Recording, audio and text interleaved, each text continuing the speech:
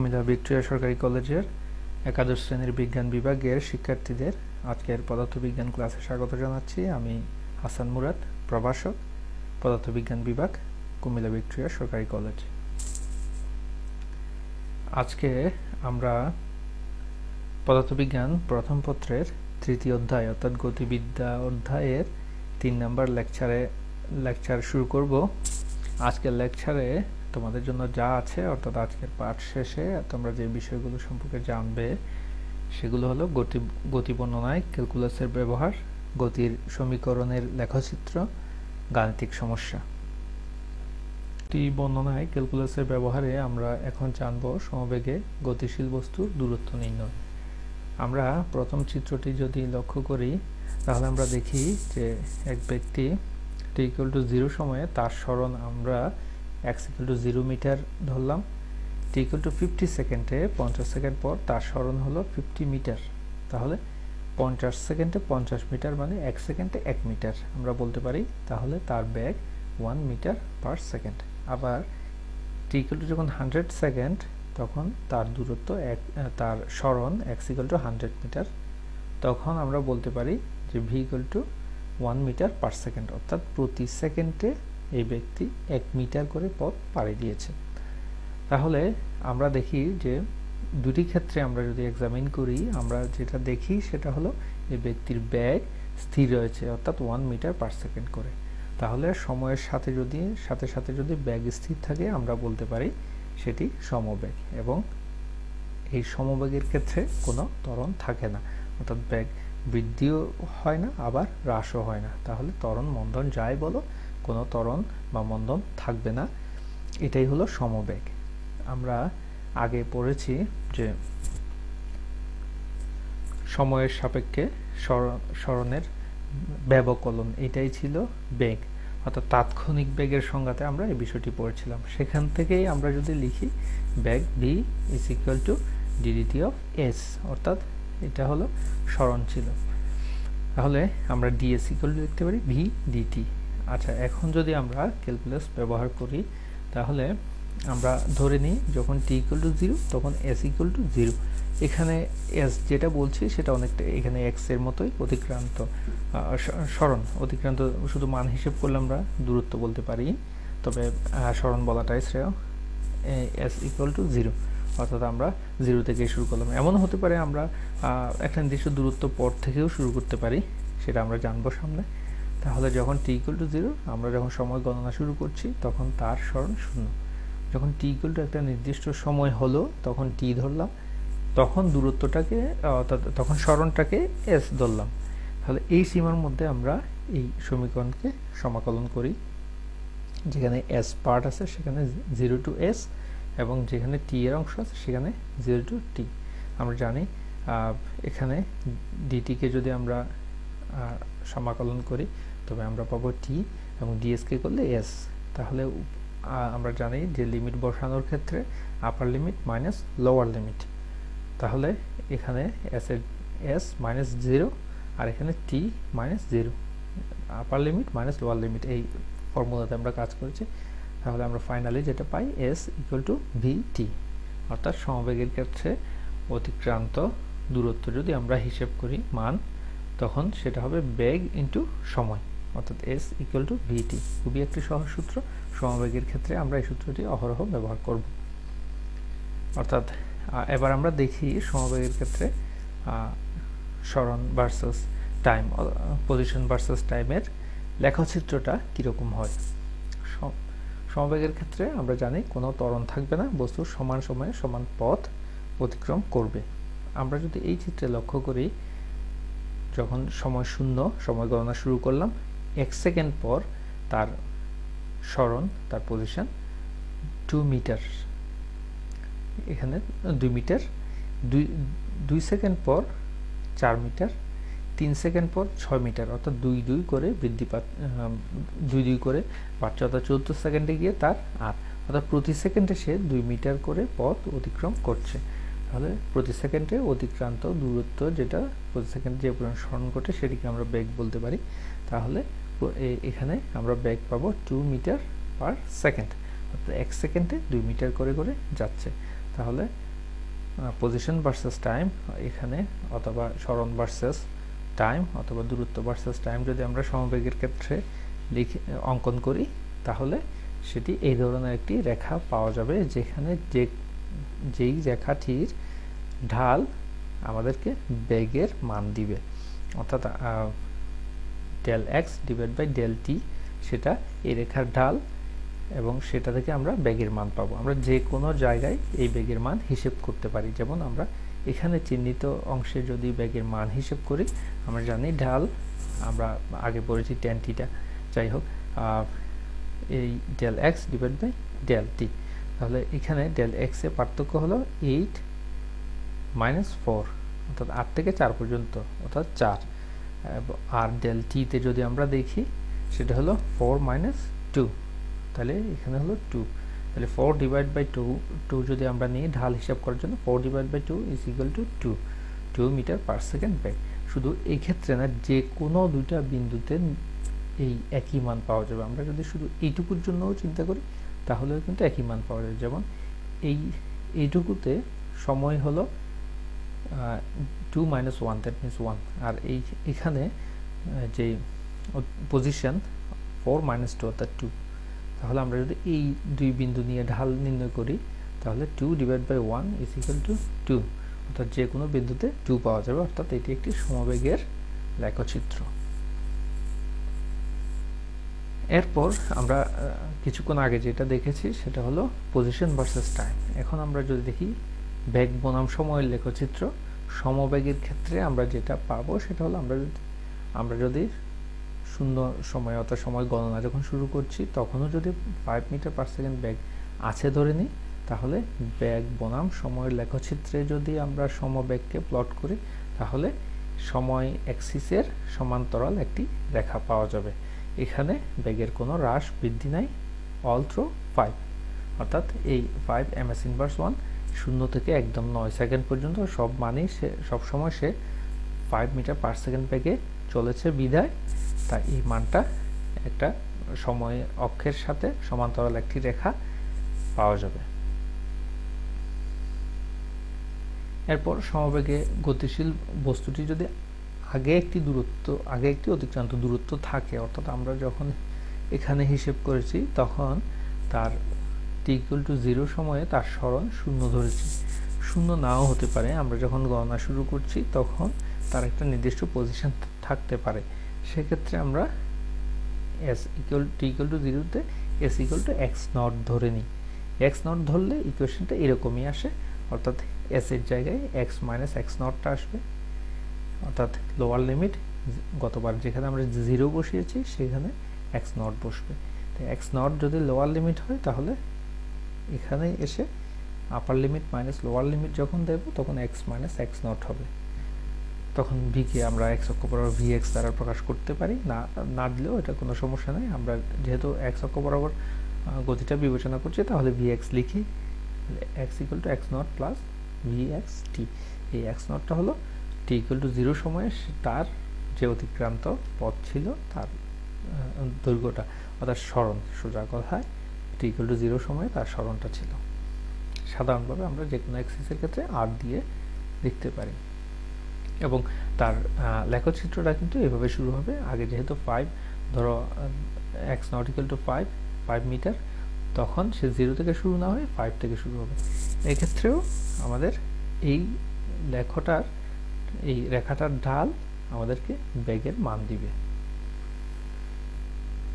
এবার আমরা সেই সমত্বরণে গতিশীল বস্তুর ক্ষেত্রে শেষ বেগের একটা সমীকরণ নিয়ে, এতক্ষণ আমরা সমবেগ দেখলাম, এখন সমত্বরণ।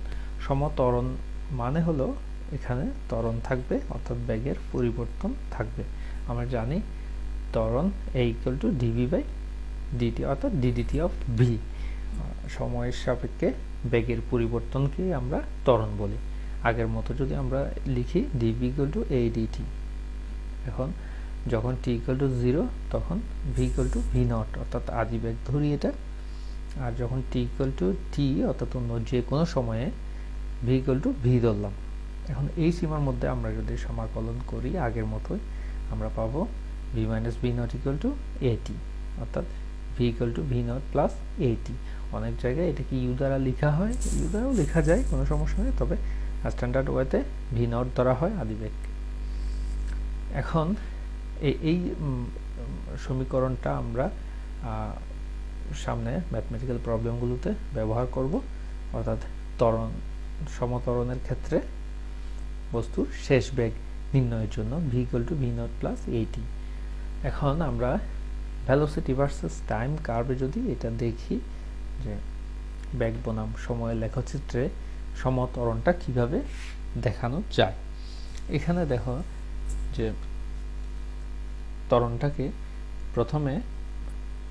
প্রথম সেকেন্ডে যদি আমরা বিবেচনা করি, প্রথম সেকেন্ডে বেগ 2 মিটার পার সেকেন্ড, দ্বিতীয় সেকেন্ডে হয়তো দেখা যাচ্ছে না, এটা ছিল 4, তৃতীয় সেকেন্ডে এটা 6 মিটার পার সেকেন্ড, চতুর্থ সেকেন্ডে 8 মিটার পার সেকেন্ড হলো। অর্থাৎ এখানে যদি আমরা ত্বরণ হিসেব করি আগের মতোই, এই রেখাটির ঢাল যদি আমরা হিসেব করি 0 থেকে 4 সেকেন্ড, এখানে 0 থেকে 4, এখানে 0 থেকে 8, দ্যাট মিনস আমরা tan θ লম্ব বাই অতিভুজ যেভাবে হিসেব করি আর কি, ডেল ডিভি বাই ডিটি, অর্থাৎ del v by del t হবে এখানে, যেহেতু আমরা একটা রেখার জন্য হিসেব করছি। Del V divide by del T, del v হলো 8 মাইনাস 0 অর্থাৎ 8 এই উচ্চতাটা, আবার ডেল টি হলো 4 মাইনাস 0, তাহলে 8/4 is equal to 2 metre per second square. অর্থাৎ এখানে ত্বরণের মান হলো 2 ms ইনভার্স 2। এই ত্বরণে এই বস্তুটি আগাচ্ছে এবং ঠিক 4 সেকেন্ডে গিয়ে ওই বস্তুর বেগ যখন 8 মিটার পার সেকেন্ড, তখন সে সমবেগে চলা শুরু করলো আপ টু 7 সেকেন্ড, অর্থাৎ 7 সেকেন্ড পর্যন্ত সে সমবেগেই চলেছে। এই জন্য জিরো অ্যাক্সিলারেশন এবং বেগের মান কিন্তু কোনো পরিবর্তন নেই। 8 থেকে একদম 8 ফিক্সড হয়ে সে 7 সেকেন্ড পর্যন্ত চলার পর আবার তার বেগের মান কমে 10 সেকেন্ডে এসে শূন্য হয়ে গেল, অর্থাৎ এখানে নেগেটিভ অ্যাক্সিলারেশন, এটা মন্দন বোঝাচ্ছে।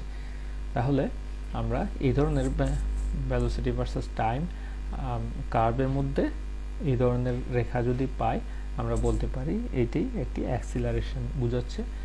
আর যদি আমরা আগেই দেখেছি, যদি এই ধরনের টাইম অ্যাক্সিসের প্যারালালি অর্থাৎ টাইম অ্যাক্সিসের সমান্তরাল একটা রেখা যদি পাই, আমরা বলতে পারি এটি সমবেগ বোঝাচ্ছে।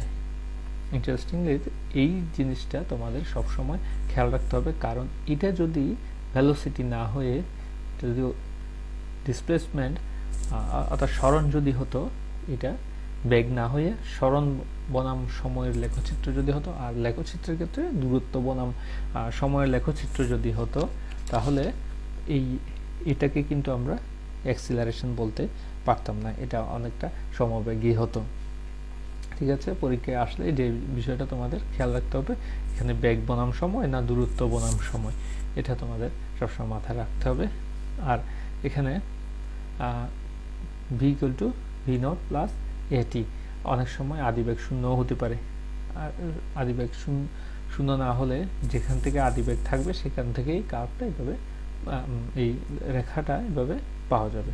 এটা ত্বরণের ক্ষেত্রে, ত্বরণ যেহেতু বেগ বৃদ্ধির হার, তাহলে উপরের দিকে বৃদ্ধি পাবে, আর মন্দন যেহেতু বেগ হ্রাসের হার আমরা বলি, তাহলে একটা বড় মান থেকে আস্তে আস্তে হ্রাস পাবে, অর্থাৎ এটা ডাউনওয়ার্ড ট্রেন্ড দেখাবে। যেমন মুক্তভাবে পড়ন্ত বস্তুর বেগ আমরা জানি 9.8 মিটার পার সেকেন্ড হারে বৃদ্ধি পায়, 9.8 ms ইনভার্স 2, এটাকে বলা হয় অ্যাক্সেলারেশন ডিউ টু গ্র্যাভিটি। এখানে এ লেখা হয়েছে, বিষয়টা এ না, এটা জি হবে, আমরা জাস্ট দেখানোর জন্য লিখা। মূলত অ্যাক্সেলারেশন ডিউ টু গ্র্যাভিটি অর্থাৎ অভিকর্ষ ত্বরণের কথা বলতে গেলেই সেটা ছোট হাতের জি লিখতে হবে। যাই হোক, আমরা এই ডাটাটা যদি দেখি, 0 সেকেন্ডে তার বেগ 0, প্রথম সেকেন্ডে 9.8, দ্বিতীয় সেকেন্ডে 19.6 অ্যান্ড সো অন। এটা মূলত 9.8 হারে তার বেগ বৃদ্ধি পাচ্ছে, যার মানে হলো তার ত্বরণ 9.8 ms ইনভার্স 2। এবং বেগ বনাম সময়ের লেখচিত্রে যদি এটা আমি অঙ্কন করি, তাহলে এই ধরনের একটি লেখ পাওয়া যাবে, যে লেখাটা আমরা জাস্ট আগের পেজে, এই পেজেই দেখেছি, অর্থাৎ এই ধরনের। তাহলে বেগ বনাম সময় লেখচিত্রে এই ধরনের রেখা পেলেই বুঝতে হবে এখানে ত্বরণ আছে। তারপর কোনো বস্তু যদি সমত্বরণে চলমান থাকে তার দূরত্ব বের করার জন্য আমরা এই ফর্মুলা ব্যবহার করতে পারি, s = v0t plus half a t square. এখানে v0 আদিবেগ, t সময়, যে সময়ে আমরা দূরত্বটা হিসেব করছি, তারপর এই হলো ত্বরণ। এটাকে আমরা পড়ন্ত বস্তুর ক্ষেত্রে যদি আমরা লিখতে চাই তাহলে আমরা এখানে a এর পরিবর্তে g লিখতে পারি, আর মুক্তভাবে যদি পড়ে তাহলে মূলত v0 0 হবে। যাই হোক, সেটা পরে আলোচনা করা যাবে। এরপর যদি লিনিয়ার মোশনের ক্ষেত্রে আমরা যদি বলি, পড়ন্ত বস্তুর ক্ষেত্রে না বলে, যদি আগেই অতিক্রান্ত দূরত্ব থাকে, অর্থাৎ x0 পরিমাণ দূরত্ব t = 0 সময়ে থাকে, তখন আমরা এইভাবে হিসেব করতে পারি। মূলত আমাদের এই ফর্মুলাটাই খুব কাজে দিবে, s = v0t plus half a t square. অর্থাৎ ত্বরণ থাকাকালে কোনো বস্তুর অতিক্রান্ত দূরত্ব আমরা এই সমীকরণ দিয়ে হিসেব করতে পারি। এরপর আমরা 9.8 দেখেছিলাম মুক্তভাবে পড়ন্ত বস্তুর যে ত্বরণটা, সেটি আমরা একটা 3 ms ইনভার্স 2 ত্বরণের একটা লেখ যদি দেখি, যার আদিবেগ 10 ms ইনভার্স 1, অর্থাৎ একটা বস্তু 10 ms ইনভার্স 1 আদিবেগে চলমান অবস্থা থেকে আমি যখন হিসেব শুরু করলাম, তার ত্বরণগুলো এভাবে 3 মিটার, তার বেগ 3 মিটার পার সেকেন্ড হারে বৃদ্ধি পেয়েছে। তাহলে সেই লেখটিও এই ধরনের একটি লেখ পাওয়া যাবে, যার শেষ বেগ আমি হিসেব করতে পারবো v = v0 প্লাস 80, এবং অতিক্রান্ত দূরত্ব হিসেব করতে পারবো s = v0t plus half a t square. এরপর আমরা সেই অবস্থান ভার্সাস সময়ের যদি লেখ অঙ্কন করি, একটা সমত্বরণে গতিশীল বস্তুর ক্ষেত্রে যার আদিবেগ 0, তার ক্ষেত্রে আমরা এই ধরনের একটি কার্ভ পাবো, পরাবৃত্ত, কারণ আমরা এখানে দেখি x = t স্কয়ার, অর্থাৎ সমবেগ যদি হয় এর একটা ফিক্সড ভ্যালু থাকবে, সময়ের সাথে সাথে এটা সময়ের বর্গ হারে বৃদ্ধি পাবে। আমরা জানি y = x স্কয়ারের গ্রাফ যদি আমরা আঁকি এরকম ইউ শেপের আসে, তো এটাও যেহেতু সময়ের পজিটিভ ভ্যালু, এটা নিয়ে আমরা যদি করি x = t square, that means এরকম পরাবৃত্তের মতো একটি গ্রাফ পাওয়া যাবে। আর যদি আগে থেকে একটি অতিক্রান্ত দূরত্ব থাকে তাহলে একটু ওই অতিক্রান্ত দূরত্বটা রেখেই শুরু হবে, এবং এই কার্ভের যে কোনো বিন্দুতে আমরা যদি ঢাল নির্ণয় করি তাহলে তাৎক্ষণিক বেগ পাওয়া যায়। আমরা জানি এই কার্ভে ঢাল নির্ণয় করতে হলে আমাদের ব্যবকরণের সাহায্য নিতে হয়।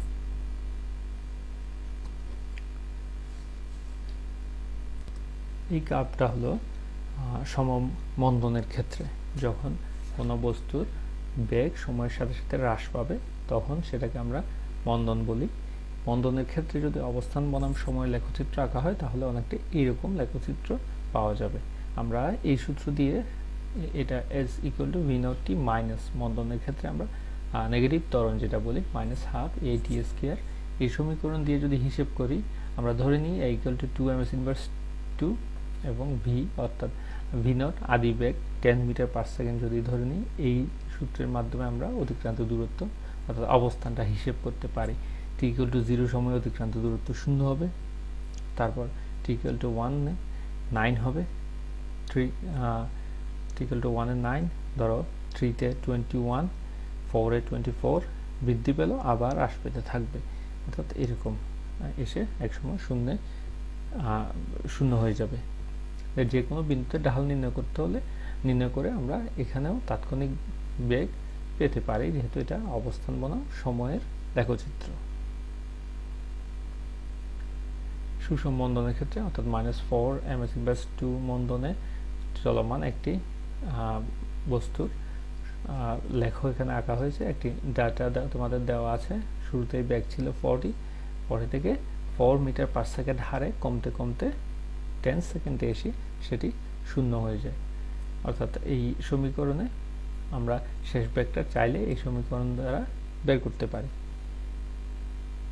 অর্থাৎ আগে যেখানে v = v0 প্লাস at ছিল, মন্দনের ক্ষেত্রে সেখানে মাইনাস হবে, এটাই হলো পার্থক্য। এরপর অসম ত্বরণের ক্ষেত্রে আমরা যদি দেখি কোনো একটা বস্তু শুরুতেই তার বেগ ছিল 20 মিটার পার সেকেন্ড, এরপর দ্বিতীয় ক্ষেত্রে হলো 26 মিটার পার সেকেন্ড, অর্থাৎ দ্বিতীয় ক্ষেত্রে সেটি 6 মিটার পার সেকেন্ড স্কোয়ার ত্বরণ লাভ করলো। এরপর 26 থেকে 33 অর্থাৎ 7 মিটার পার সেকেন্ড স্কোয়ার। এরপরেরটা 33 থেকে 42 9 মিটার পার সেকেন্ড স্কোয়ার। এরপরেরটা 13 মিটার পার সেকেন্ড স্কোয়ার। এরপরেরটা 15, এরপরেরটা 18, এরপরেরটা 20, 25 এবং 30 মিটার পার সেকেন্ড স্কোয়ার ত্বরণ দেখাচ্ছে। অর্থাৎ এখানে ত্বরণের নির্দিষ্ট কোনো মান নেই, অর্থাৎ একটি মান নয়, সময়ের সাথে সাথে ত্বরণের মানও বেরি করেছে, যেটা অসম ত্বরণ। সময়ের সাথে ত্বরণের মান যদি বেরি করে, সেক্ষেত্রে আমরা একটি সরলরেখা না পেয়ে এই ধরনের একটি কার্ভ পাব। অর্থাৎ বেগ বনাম সময় লেখচিত্রে এই ধরনের যদি কার্ভ পাই, আমরা এটা চোখ বন্ধ করেই বলে দিব এটি একটি অসম ত্বরণের লেখ, এবং এই বিন্দুতে স্পর্শক অঙ্কন করে যে ঢাল পাবো সেটি সেই বিন্দুর, অর্থাৎ যে বিন্দুতে স্পর্শক অঙ্কন করা হয়েছে সেই বিন্দুর বেগ নির্দেশ করবে। এরপর অসম মন্দন ঠিক একইভাবে আমরা এই 163 স্পিড থেকে বেগ থেকে আস্তে আস্তে কমিয়ে 9 সেকেন্ডে এসে 20 মিটার পার সেকেন্ড হয়ে গেল। ঠিক ওইটার উল্টাটা 163 থেকে আস্তে আস্তে 9 সেকেন্ডে। তো এটাও ঠিক এটা মন্দন নির্দেশ করে, যেহেতু হায়ার ভেলোসিটি থেকে লোয়ার ভেলোসিটির দিকে নেমে এসেছে সময়ের সাথে সাথে। এবং এটাতেও ঠিক যে কোনো বিন্দুতে স্পর্শক এঁকে তার ঢাল নির্ণয় করলে তাৎক্ষণিক ত্বরণ আমরা পাব। আগের এই চিত্রে আমরা ভেলোসিটি ভার্সাস টাইম থেকে যে ঢাল নির্ণয় করে আমরা তাৎক্ষণিক ত্বরণ আমরা পেতে পারি। এরপর আরেকটি সূত্র উল্লেখ করতে হয়, সেটা হলো V square equal to V naught square plus 2as। এখানে অতিক্রান্ত দূরত্ব, আদি বেগ, শেষ বেগ এগুলো এবং ত্বরণের সম্পর্ক নির্দেশ করে।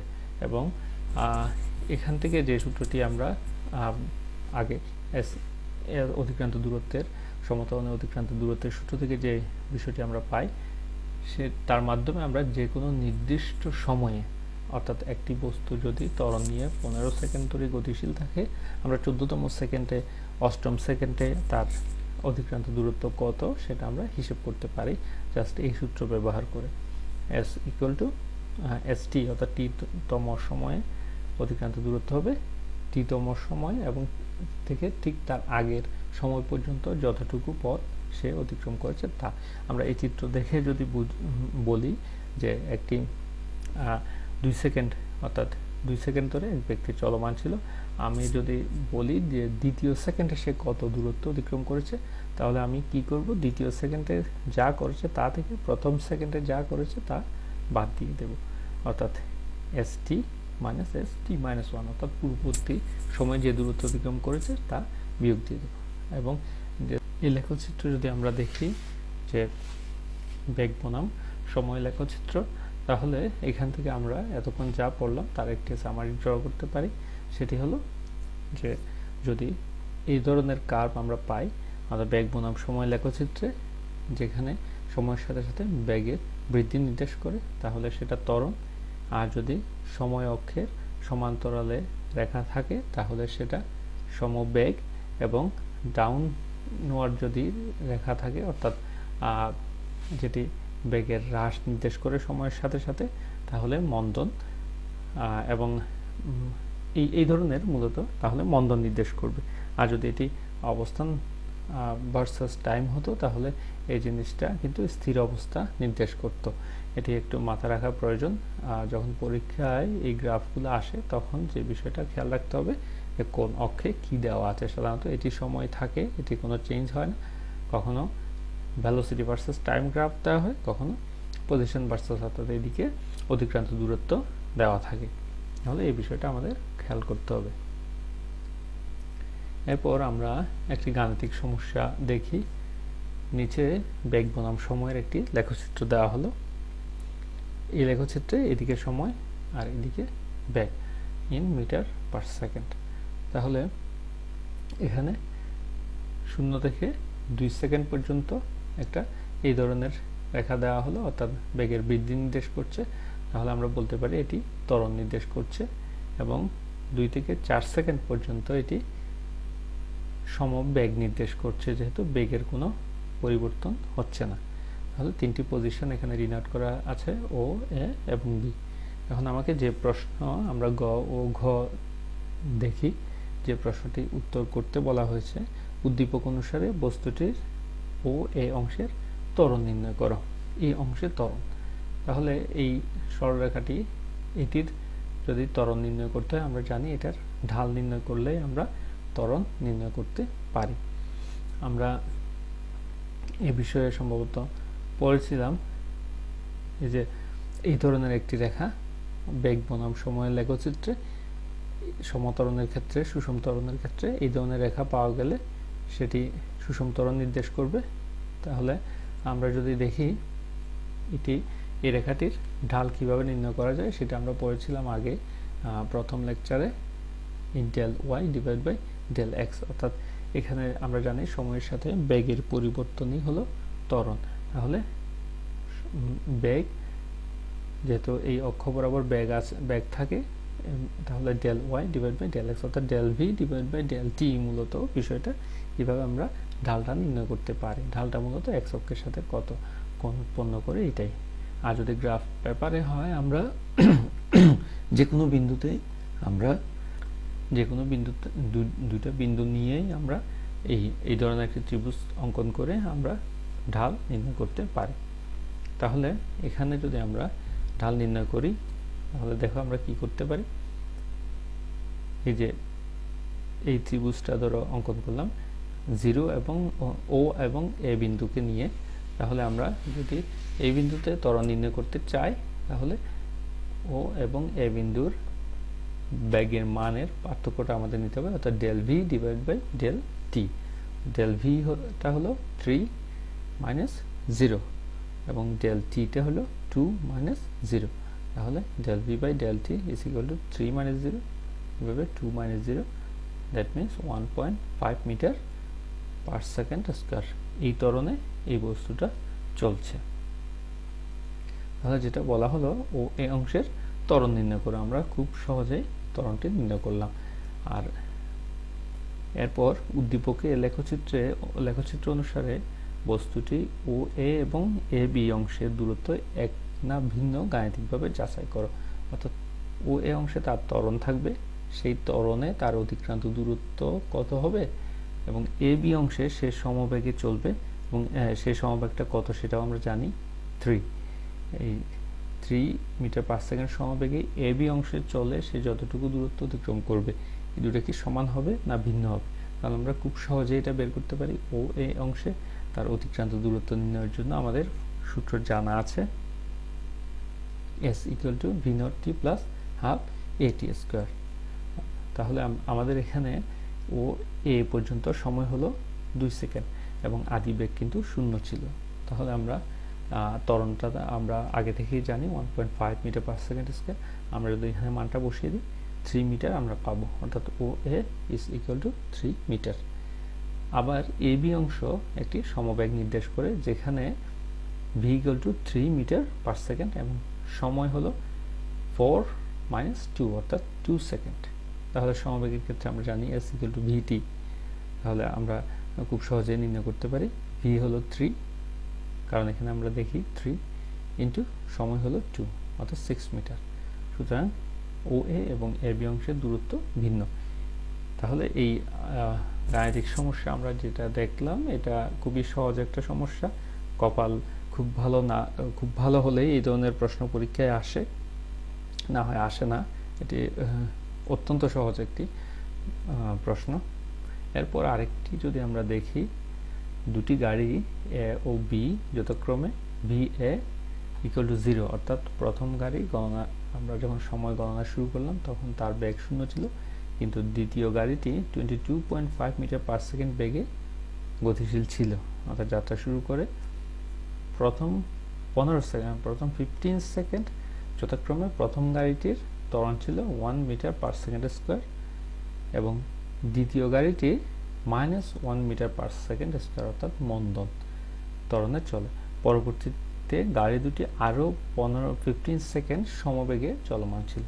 অর্থাৎ প্রথমে 15 সেকেন্ড একজন 1 মিটার পার সেকেন্ড স্কয়ার ত্বরণে চলেছে, যার বেগ 0 ছিল সে, আর যার বেগ 22.5 ছিল সে -1 মিটার পার সেকেন্ড স্কয়ার ত্বরণে চলেছে, অর্থাৎ মন্দিত হয়েছে। এরপরে 15 সেকেন্ড চলার পর পরবর্তী আরও 15 সেকেন্ড সে সমবেগে চলেছে, অর্থাৎ 15 সেকেন্ড চলার পর দুই গাড়ির যে বেগ অর্জন করেছে, একজনেরটা বৃদ্ধি পেয়েছে আরেকজনেরটা হ্রাস পেয়েছে, হ্রাস পেয়ে যা হয়েছে পরবর্তী 15 সেকেন্ড সেই বেগেই তারা চলমান ছিল। এখন তোমার কাজ হলো যাত্রা শুরুর কত সময় পর গাড়ি দুটির বেগ সমান হবে। হ্যাঁ, আমরা প্রথমেই দেখি যে প্রথম গাড়িটির বেগ ছিল না, তার ত্বরণ ছিল, সুতরাং তার বেগ বৃদ্ধি পাচ্ছিল, এবং দ্বিতীয় গাড়িটি যার বেগ 22.5 ছিল তার বেগ কমছিল। তাহলে এই কোনো এক সময় দুই গাড়ির বেগ সমান হয়ে যাবে। তাহলে তোমাকে নির্ণয় করতে হবে যাত্রা শুরুর কত সময় পর গাড়ি দুটির বেগ সমান হবে। তারপর কোন গাড়িটি অধিকতর দূরত্ব অতিক্রম করবে গাণিতিক বিশ্লেষণপূর্বক মন্তব্য করো। আমরা ধরে নিই টি সময়ে গাড়ি দুটির বেগ সমান হবে। তাহলে এই গাড়িটির জন্য আমরা লিখতে পারি ভি নট প্লাস এটি, যে সমীকরণ আমরা পড়েছিলাম ভি নট প্লাস এটি। আমরা ত্বরণের ক্ষেত্রে শেষ বেগের একটা সমীকরণ আমরা ডিরাইভ করেছিলাম, যদি তোমাদের মনে থাকে। আমরা একটু পেছনে গেলে হয়তো পাবো, এই যে ভি নট প্লাস এটি, এই সমীকরণটা অনুসারে আমরা শেষ বেগটা নির্ণয় করতে পারবো। ধরলাম টি সময়ে তার বেগ ভি নট প্লাস এটি।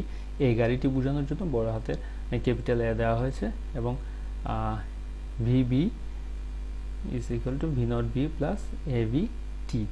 এখানে টি সময়ে যদি গাড়ি দুটির বেগ সমান হয় তাহলে v A is equal to v B হবে যখন সময়টা টি হবে। দুই দিকেই কিন্তু টি একই, কিন্তু ভি নট বি ভি নটের এইগুলো ভিন্ন। ভি নট এর মান আমরা জানি 0, প্রথম গাড়ির আদিবেগ 0, প্রথম গাড়ির ত্বরণ 1। তারপর এদিকে আবার v naught v is equal to 22.5 metre per second. আবার এই ভি যখন লিখবা তখন সেটা হবে -1। সেখান থেকে আমরা টি এর মান যদি নির্ণয় করি 11.25 সেকেন্ড পাই, অর্থাৎ 15 সেকেন্ড যে তারা এভাবে চলছে তার ঠিক শুরুর 11.25 সেকেন্ড পর তাদের বেগ একই হয়ে যাবে। এরপর দ্বিতীয় প্রশ্নটা যদি দেখি, কোন গাড়িটি অধিকতর দূরত্ব অতিক্রম করবে গাণিতিক বিশ্লেষণপূর্বক মন্তব্য করো। এটা করতে হলে আমাদের যা করতে হবে, প্রথমে 15 সেকেন্ড তারা যে চলেছে 15 সেকেন্ডে তাদের অতিক্রান্ত দূরত্ব বের করতে হবে, আবার পরবর্তী 15 সেকেন্ডে অতিক্রান্ত দূরত্ব বের করতে হবে। আরেকটা জিনিস বের করতে হবে, সেটা হলো প্রথম 15 সেকেন্ডের ডিটেলস কিন্তু আমাদের আছে, যেমন তার আদিবেগ 0, তার ত্বরণ 1 মিটার পার সেকেন্ড স্কয়ার প্রথম গাড়ি, দ্বিতীয় গাড়ির আদিবেগ 22.5 এবং ত্বরণ হলো -1 মিটার পার সেকেন্ড স্কয়ার। এটা দিয়ে আমরা কত দূরত্ব অতিক্রম করবে 15 সেকেন্ডে সেটা আমরা সহজেই বের করতে পারি। কিন্তু পরবর্তী 15 সেকেন্ডে বলা হয়েছে সেই গাড়ি দুটি সমবেগে চলমান ছিল, সমবেগে, অর্থাৎ বেগের আর কোনো পরিবর্তন পরবর্তী 15 সেকেন্ডে বেগের কোনো পরিবর্তন হয়নি। তাহলে কোন বেগের পরিবর্তন হয়নি? সেই বেগ যেটা প্রথম 15 সেকেন্ড পর গাড়ি দুটো অর্জন করেছিল, যে বেগ অর্জন করেছে সেই বেগে আর পরিবর্তন না করে পরবর্তী 15 সেকেন্ড চলেছে। তাহলে প্রথম 15 সেকেন্ডে দুটো গাড়ি কত বেগ অর্জন করেছে সেটা বের করতে হবে। আমরা দেখি এই গাড়ির আদিবেগ 0 মিটার পার সেকেন্ড আর ত্বরণ 1 মিটার পার সেকেন্ড স্কয়ার। তাহলে প্রথম 15 সেকেন্ডে অতিক্রান্ত দূরত্ব যদি আমরা বের করি এস ইকুয়াল টু, এখানে একটা টি হবে V not a T plus half এটি স্কয়ার, অর্থাৎ আমরা যে সূত্রটা পড়েছিলাম S equal to V naught T plus half এটি স্কয়ার। তাহলে এইভাবে যদি আমরা হিসেব করি, প্রথমে ভি নট 0 হবে, এটা আমরা 0 হয়ে যাবে, এর মান 1, টি যদি 15 হয় তাহলে 112.5 মিটার আসবে। আমরা জানি টি যদি 15 হয় তাহলে 225 কে 2 দ্বারা ভাগ করলে এই 112.5 এটাই আসে। এটা গেল প্রথম 15 সেকেন্ডে অতিক্রান্ত দূরত্ব যখন ত্বরণ ছিল। এখন প্রথম 15 সেকেন্ড পর বেগ কত হবে? v v0 a plus at। তাহলে v0 শূন্য ছিল আগের মতোই, তারপর ত্বরণ ছিল 1, t ছিল, t এর মান হলো 15, তাহলে এটা va 15 মিটার পার সেকেন্ড, অর্থাৎ প্রথম গাড়িটা 15 সেকেন্ড পর 15 মিটার পার সেকেন্ড বেগ অর্জন করেছে।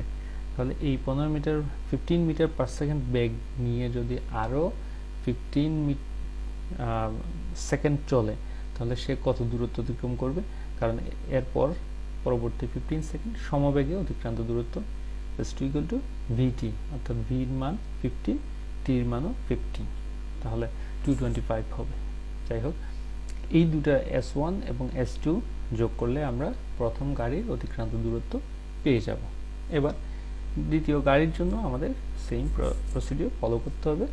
সেক্ষেত্রে দ্বিতীয় গাড়ির আদি বেগ আমাদের জানা আছে 22.5, আবার ত্বরণ জানা আছে -1 মিটার পার সেকেন্ড স্কয়ার, এবং এই মানগুলো যদি এখানে বসাই আমরা আদি বেগ এবং -1 যখন বসাবো এই সাইনটা মাইনাস হয়ে যাবে, সেটা কত আসে তোমরা হিসাব করবে।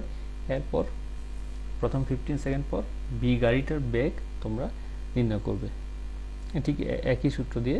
তবে সাবধান, এখানে কিন্তু এই আদিবেগের মান থাকবে দ্বিতীয় গাড়ির ক্ষেত্রে, এবং ত্বরণে এই সাইনটা মাইনাস আসবে। তারপর শেষ বেগ যেটা আসে সেটা দিয়ে পরবর্তী 15 সেকেন্ডের অতিক্রান্ত দূরত্ব s = vt নির্ণয় করবে। দেখা যাবে দুটি সমান এসেছে। যাই হোক, এই ধরনের গাণিতিক সমস্যা পরীক্ষার প্রায় সময় এসে থাকে, অথবা পরীক্ষা আসুক না আসুক জানার জন্য এই সমস্যাগুলো তোমাদের অবশ্যই অনুশীলন করতে হবে। সাধারণত এই ধরনের গ্রাফগুলো দেওয়া থাকে বেগ বনাম সময় অথবা সরণ বনাম সময়ের লেখচিত্র। এখান থেকে বেগ বনাম সময় থেকে ত্বরণ নির্ণয় করা যায় ঢাল নির্ণয় করে, আবার সরণ বনাম সময় হলে তুমি বেগ নির্ণয় করবা, ঢাল নির্ণয় করলে বেগ পাওয়া যাবে। এভাবে বিভিন্ন প্রশ্ন হয়ে থাকে। তো এই রিলেটেড প্রশ্নগুলো তোমরা আরও প্র্যাকটিস করবে। সাধারণত এখান থেকে যা আসে সেই আমরা যে সূত্রগুলো পড়েছি, s = vt, v = v0 plus at, s = v0t plus half at square, এই at last v square = v0 square plus 2as, এই সূত্রগুলো ব্যবহার করে এই গাণিতিক সমস্যাগুলো সমাধান করা যায়। তোমাকে যে বেসিক বিষয়টি বুঝতে হবে সেটি হলো কোথায় ত্বরণ কোথায় মন্দন, এই বিষয়গুলো একটু ক্লিয়ার হলেই এই গাণিতিক সমস্যাগুলো খুব সহজেই তোমরা সমাধান করতে পারবে। আজকের ক্লাস এই পর্যন্তই। আগামী ক্লাসে আবার